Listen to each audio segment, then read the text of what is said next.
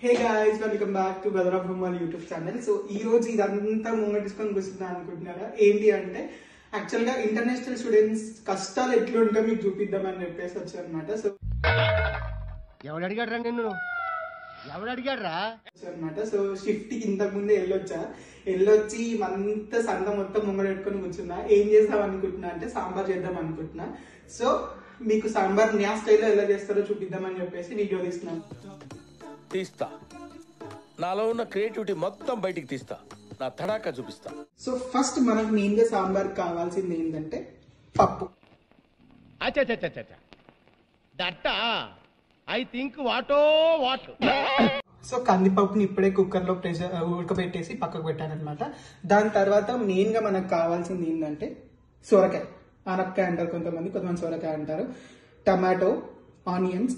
International students అంటే మీకు ఇప్పుడే అర్థమైపోద్ది. పచ్చిమిరపకాయ లేక ఒక్క మిర్చి దొరికింది, దాంతో సరిపెట్టుకుంటున్నా. బయటికి వెళ్ళి ఒక్కలేదు ఇప్పుడు.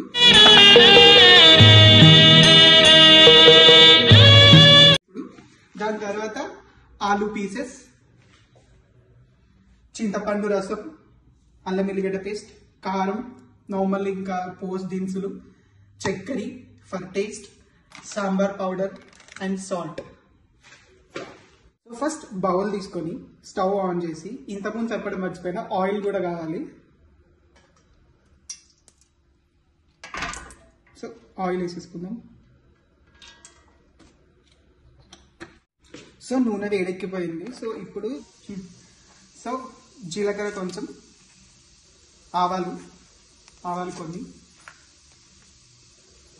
సో ఆవాలు చిప్పట్లు ఆడుతున్నాయి. దాని తర్వాత ఆనియన్స్ వేసేద్దాం.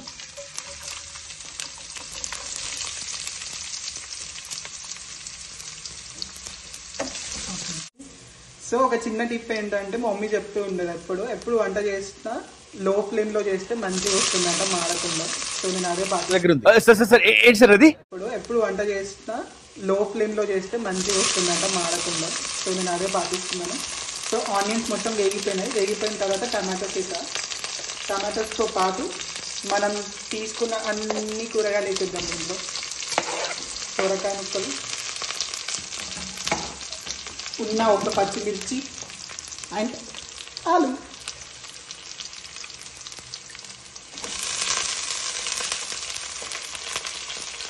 సో ఇవన్నీ వేసిన వెంటనే ఒక 2-3 minutes క్యాప్ పెట్టేసేయాలి. మంచిగా కలిపేసుకొని మూత పెట్టేసి తీసిన తర్వాత కొంచెం అల్లం ఎల్లిగడ్డ పేస్ట్,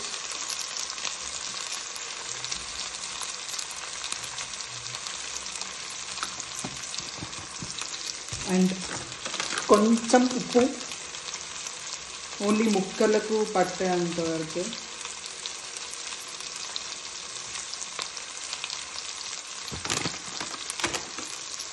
సో ముక్కలు మొత్తం మంచిగా మగ్గిపోయాయి. సో ఇప్పుడు మనం ఇంతకుముందు ఉడకబెట్టేసుకున్న పప్పు వేసేసుకున్నాం.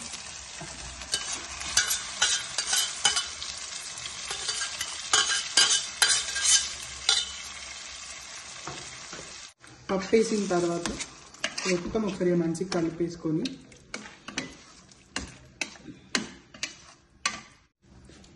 సో ఇందులోనే కొంచెం పసుపు,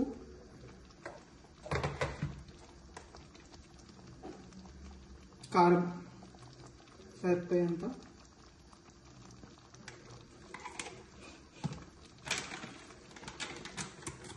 అండ్ ఉప్పు.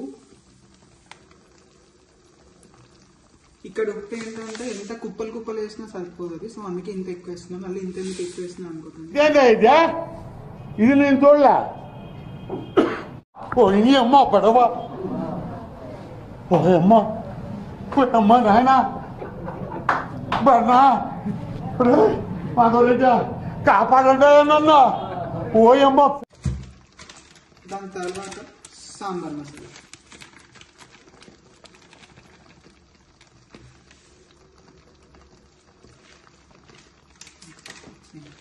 సో ఇవన్నీ వేసిన తర్వాత మంచిగా ఒకసారి కలిపేసుకొని ఒక 2-3 minutes ఇలా పప్పుతో ఉడకబెట్టిన తర్వాత దీంట్లో లాస్ట్ ఫైనల్ వాటర్, చింతపండు వాటర్ వేసేసారు దీంట్లో. ఫస్ట్ టాస్క్ ఏంటంటే చింతపండుని బాగా పిసికిని దీంట్లో నుంచి రసం మొత్తం బయటికి తీయాలి అన్నమాట. పప్పు మంచిగా ఉడుకుతుంది, సో దీంట్లోనే చింతపండు రసం వచ్చేసేయాలి. సో ఇప్పుడు చింతపండు వాటర్ పోసేసాం కదా, పోసిన తర్వాత ఒక 2-3 minutes మంచిగా కలిపేసేసుకొని దీన్ని బాయిల్ చేసేసుకోవాలి. సో సాంబార్ని మొత్తం ఇలా బాయిల్ చేసుకోవాలి. ఇంకొక చిన్న టిప్ మా అమ్మ ఎప్పుడు చెప్పేది ఏంటి అంటే, బాయిల్ చేస్తున్నప్పుడు ఇలా బురుగు ఫామ్ అయిందంటే దాని మీనింగ్ ఏంటంటే ఉప్పు అనేది సరిపోలేదన్నమాట. సో అందుకే మనం కొంచెం ఉప్పు వేద్దాం.